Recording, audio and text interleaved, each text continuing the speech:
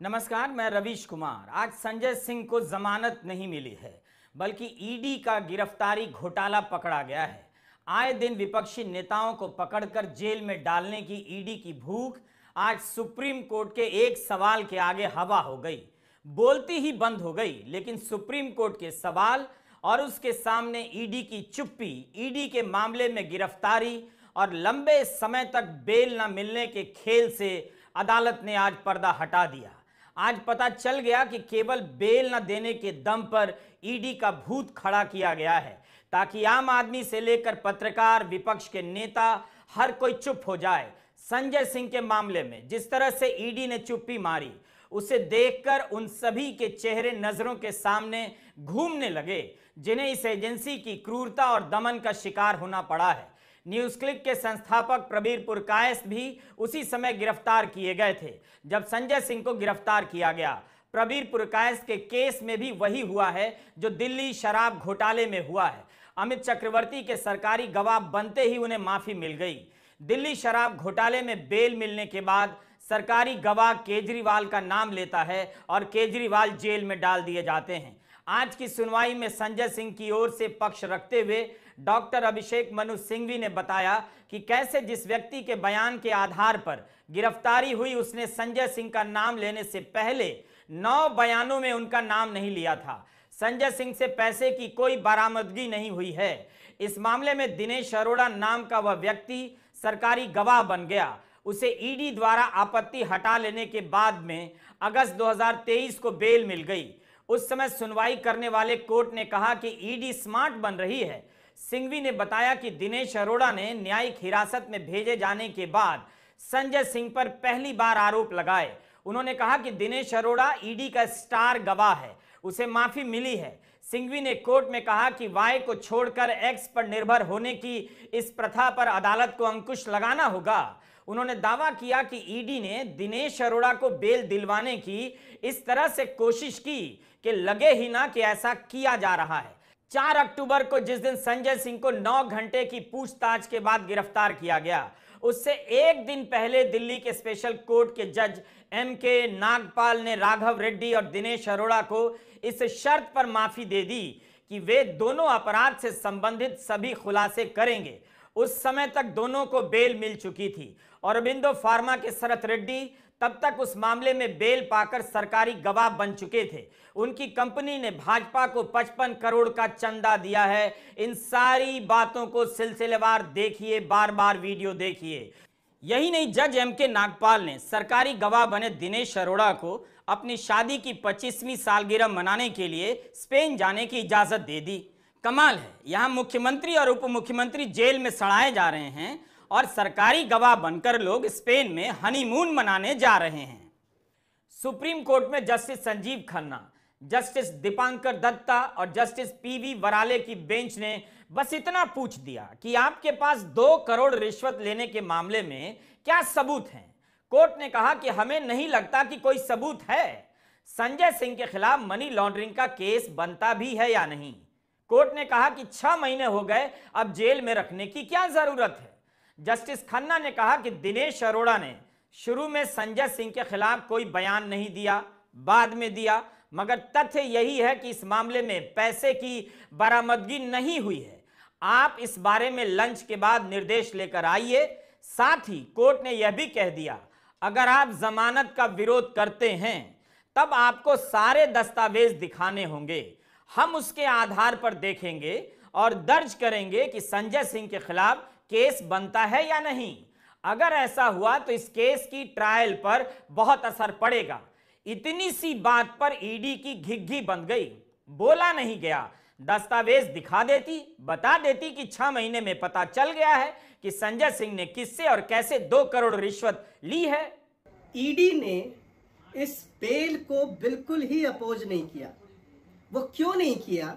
क्योंकि आज अदालत की कार्रवाई में माननीय जजेस ने ईडी से 3 सवाल पूछे संजय सिंह जी को लेकर। पहला कि पिछले 6 महीने से आपने जो है गिरफ्तार कर रखा है, आप ये बताएं कि आगे जो है इनको गिरफ्तार रखने का क्या मकसद है, क्यों गिरफ्तार रखना चाहते हैं।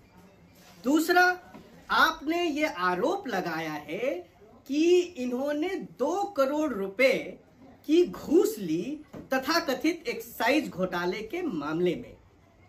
आपके पास इस बात का क्या प्रमाण है? और अगर ऐसा है तो क्या जिस व्यक्ति का नाम सीबीआई की चार्जशीट में नहीं है, जिस व्यक्ति का नाम पिछले 5 चार्जशीट में नहीं आया, जिस व्यक्ति का नाम जिसके बयानों के आधार पे एक्यूज बनाया गया है, वो अपने दिए गए 8 बयानों में कोई जिक्र नहीं करता और अचानक जो है 9वें बयान में वो नाम लेता है, तो इन सब चीजों को देखकर ऐसा लगता है कि संजय सिंह जी के खिलाफ प्रिमा फेसाई जो है वो कोई केस नहीं बनता है। आप हमें बताएं, अदालत को इन सारे सवालों का जवाब दें और ये मामला जो है वो लंच के बाद जो है रखा जाता है। लंच के बाद जब ईडी आती है, ईडी के वकील से जब पूछा जाता है कि आपको क्या कहना है, तो ये बहुत आश्चर्यजनक हुआ कि जिस मामले में जिस व्यक्ति को 6.5 महीने से गिरफ्तार करके रखा गया है और ईडी कह रही थी कि हमारे पास सबूतों का पुलिंदा है, उनको 2 शब्द नहीं मिले उनके जमानत के विरोध करने के लिए, और उन्होंने कहा कि संजय सिंह जी को बेल दे दी जाए, हमें कोई आपत्ति नहीं है। अक्टूबर महीने में संजय सिंह गिरफ्तार किए गए, तब से लेकर अप्रैल फूल्स भी गुजर गया, मगर फूल ही बनाया जा रहा था। गनीमत थी कि आज तारीख 2 अप्रैल थी।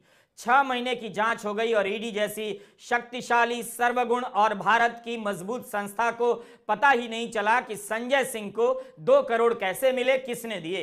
क्या यह कुछ ज्यादा नहीं हुआ? और यह अभी भी नहीं हो रहा है। अगर इस तरह से होता रहा तब फिर यह देश क्या बनकर रह जाएगा? धर्म का नाम लेकर, मंदिरों का नाम लेकर इस देश पर क्या गिरोहों का राज चलेगा, या जनता की आवाज का कोई मतलब भी रह जाएगा? आज देश की सबसे बड़ी अदालत सुप्रीम कोर्ट के 3 जज बेंच ने आम आदमी पार्टी के सांसद माननीय संजय सिंह जी की बेल सुनी और खुद जज साहब उसके अंदर कुछ प्रश्न केंद्र सरकार से पूछ रहे थे, जिसके जवाब केंद्र सरकार ईडी के पास नहीं थे।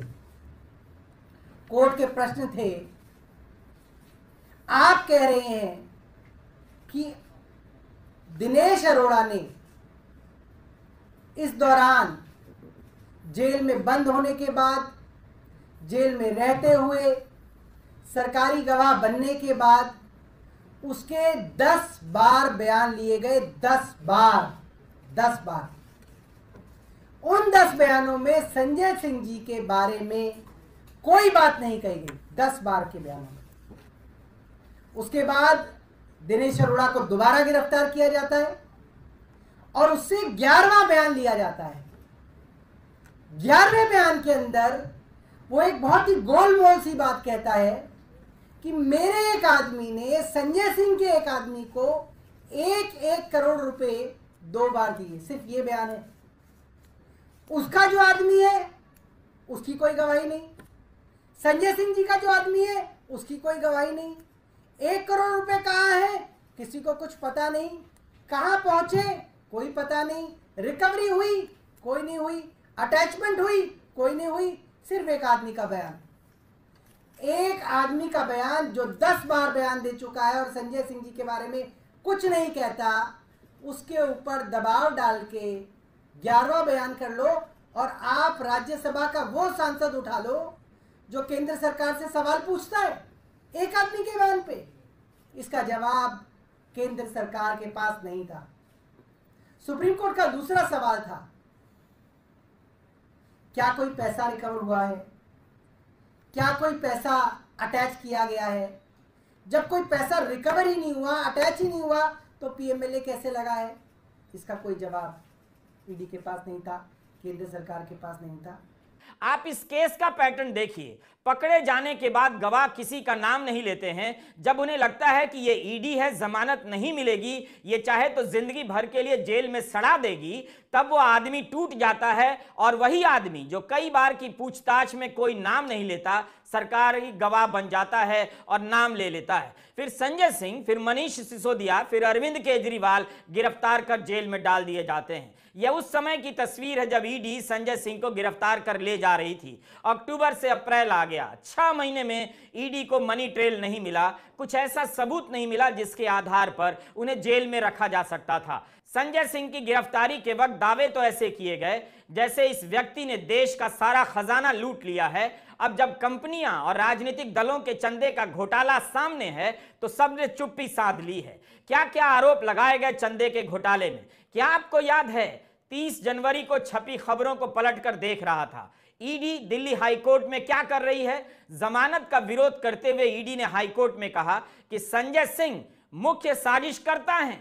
इस समय अरविंद केजरीवाल मुख्य साजिशकर्ता बताए जा रहे हैं। यह पूरी तरह साफ है कि संजय सिंह एक स्पेशल पर्पस व्हीकल बनाने में शामिल थे।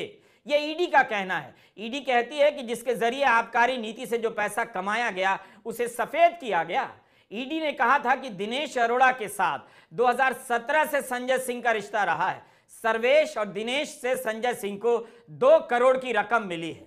7 फरवरी को दिल्ली हाईकोर्ट में संजय सिंह की गिरफ्तारी की याचिका रद्द हो गई। जस्टिस स्वर्णकांता शर्मा ने जमानत नहीं दी। उन्हीं की कोर्ट में अरविंद केजरीवाल की याचिका को लेकर अभिषेक मनु सिंघवी गए, जहां उन्होंने बहस तो धुआंधार की, कई बार ईडी पर भारी पड़ते नजर आए, मगर केजरीवाल को जमानत नहीं मिली। जस्टिस स्वर्णकांता शर्मा ने ईडी से 2 अप्रैल तक जवाब देने के लिए कहा है।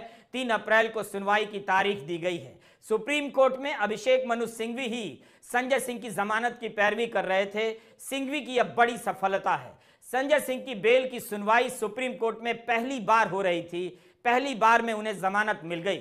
जब संजय सिंह के खिलाफ कोई मनी ट्रेल नहीं है, मिला नहीं, तब फिर 1 साल से जेल में बंद दिल्ली के पूर्व उप मुख्यमंत्री और विधायक मनीष सिसोदिया के खिलाफ अब तक ऐसा क्या मिल गया है कि उन्हें जेल में रखा गया है? गोदी मीडिया लगाकर देश में विपक्ष को खत्म करने का वातावरण बनाया जा रहा है। क्या इस देश को नहीं दिख रहा कि चंद चैनल इसके लोकतंत्र की हत्या में लगे हैं? रामलीला मैदान में जमा हुए नेताओं के भाषण से यह सब निकल रहा था। विपक्ष के आरोप काल्पनिक नहीं है। जनता समझ रही है कि ईडी सबके पीछे छोड़ दी गई है। इस ईडी को विपक्ष के नेता नजर आते हैं, मगर बीजेपी और अदानी के घर का पता नहीं मिलता है। क्या देश की जनता ने नहीं देखा कि कैसे 140 से अधिक सांसदों को संसद से निलंबित कर दिया गया? क्या इस देश की जनता ने नहीं देखा कि राहुल गांधी की सदस्यता रद्द कर दी गई? सुप्रीम कोर्ट का फैसला आने तक एक सांसद के रूप में वे कई महीनों तक काम नहीं कर सके। महुआ मोइत्रा की सदस्यता किस तरह से रद्द कर दी गई? क्या इस देश ने नहीं देखा? क्या इस देश को धर्म का इतना ज्ञान हो गया है कि उसे यह सब अब गलत नहीं लगता? इतने सारे अधर्मों का बोझ लेकर गोदी मीडिया के नफरती एंकर और भाजपा के समर्थक किस तीर्थ पर अपना पाप उतारने जाएंगे? क्या इस देश को नहीं दिख रहा है कि दिल्ली शराब घोटाले में एक सांसद 6 महीने जेल की सजा काटकर जमानत पर बाहर आ रहा है? उसी शराब घोटाले में एक